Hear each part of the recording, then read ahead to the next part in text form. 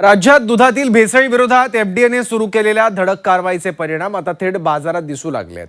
मुंबई पुण्यासारख्या महानगरांमध्ये भेसळयुक्त दुधाचा पुरवठा घटल्यानं ग्राहकांचा विश्वास ब्रँडेड दुधाकडे वाढलाय। याचा थेट फायदा कोल्हापूरच्या गोकुळ दूध संघाला झाला असून गोकुळच्या मागणीत दररोज तब्बल 2 लाख लिटरची वाढ झाली आहे। मात्र या वाढत्या नफ्याचा वाटा उत्पादक शेतकऱ्यांच्या पदरात पडणार का, हा प्रश्न आता शेतकरी विचारतात। भेसळबाजांवर अन्न व औषध प्रशासनानं उगारलेल्या बडग्यामुळे दूध बाजाराचं चित्र बदललंय। मुंबई पुण्यातील अनधिकृत आणि भेसळयुक्त पुरवठा खंडित झाल्यानं ग्राहकांनी आपला मोर्चा दर्जेदार सहकारी ब्रँड्सकडे वळवलाय। परिणामी गोकुळ दुधाची मागणी झपाट्यानं वाढली। मुंबईत 10 ते 11 लाख लिटर आणि पुण्यात 5 ते 6 लाख लिटरची नियमित विक्री करणाऱ्या गोकुळच्या खपात गेल्या काही दिवसात थेट 1.5 ते 2 लाख लिटरची मोठी वाढ झाली आहे। दिवसाचा आता तुम्ही विचारताय, पण त्या अगोदर सुद्धा सातत्यानं आमच्याकडे गोकुळ दुधाची विक्री, मग पुणे असू दे, मुंबई असू दे किंवा कोल्हापूर विभाग असू दे, इथं सातत्यानं ह्या विक्रीमध्ये वाढ दिसत आहे।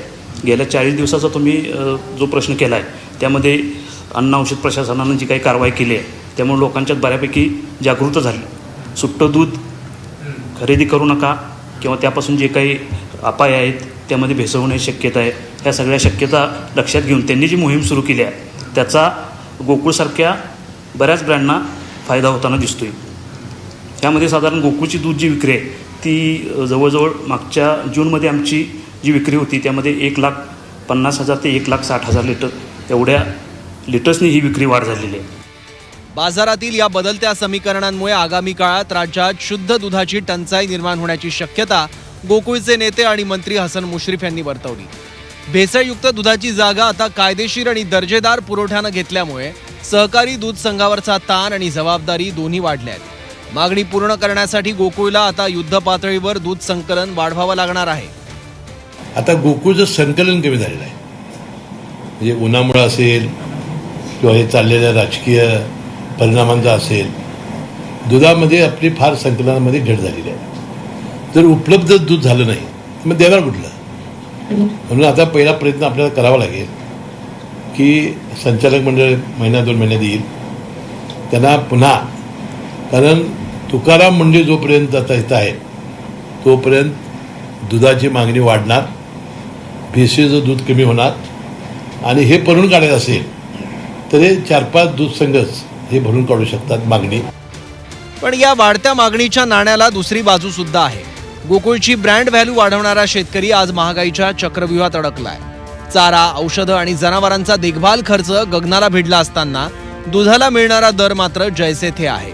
गोकुळचा व्यवसाय वाढतोय, नफा वाढतोय, मग त्याचा थेट आर्थिक लाभ आमच्यापर्यंत का पोहोचत नाही, असा रोखठोक सवाल आता दूध उत्पादक शेतकरी विचारतायत। दुधाला भाव योग्य मिळत नाही आम्हाला, आणि वैरण घ्यायला गेलं तर कमीत कमी 100ला 4 पेंड्या, काय परवडत नाही दुधाचा आम्हाला। मागणी दुधाची वाढली, खरं दुधाला पैसे दर कुठं आहे?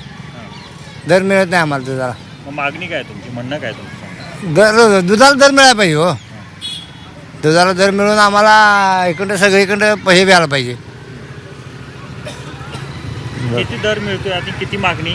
आता फॅट प्रमाण म्हणलं तर लिटरला 50-55 रुपये दर मिळतोय, विक्री होती 70नं। कसं परवडायचं आम्हाला हे? नाही, सध्या शेतकऱ्याला दर न परवडण्यासारखं आहे। साधारणतः तुम्ही आता इकडे बघितलं, या गवत मंडईत आहे तुम्ही, ही गवताची पेंडी 100 रुपयाला 4 पेंडे आहेत। एका जनावराला किमान 8-10-12 पेंड्या लागतात। हिशोब काढला तर एका जनावराला रोजचे वैरणच 300-400 रुपयाची लागायला लागली। त्याचबरोबर खाद्याचा आणि हे दर काढला हिशोब तर शेतकऱ्याला ते शेणसुद्धा विकत घेतल्यासारखी परिस्थिती व्हायला लागली। थोडक्यात सांगायचं तर भेसळ मुक्तीमुळे ब्रँड्सचे अच्छे दिन आले असले तरी हा पुरवठा टिकवून ठेवण्याचं खरं आव्हान शेतकऱ्यांच्या हातात आहे। जोपर्यंत उत्पादक शेतकऱ्याला योग्य दर आणि प्रोत्साहन मिळत नाही तोपर्यंत शुद्ध दुधाची ही वाढती मागणी पूर्ण करणं अशक्य होईल। प्रताप नाईक, झी24 तास, कोल्हापूर। फिफा वर्ल्ड कप महासंग्रामाची लढत स्पेन विरुद्ध अर्जेंटिना, संपूर्ण जगाचं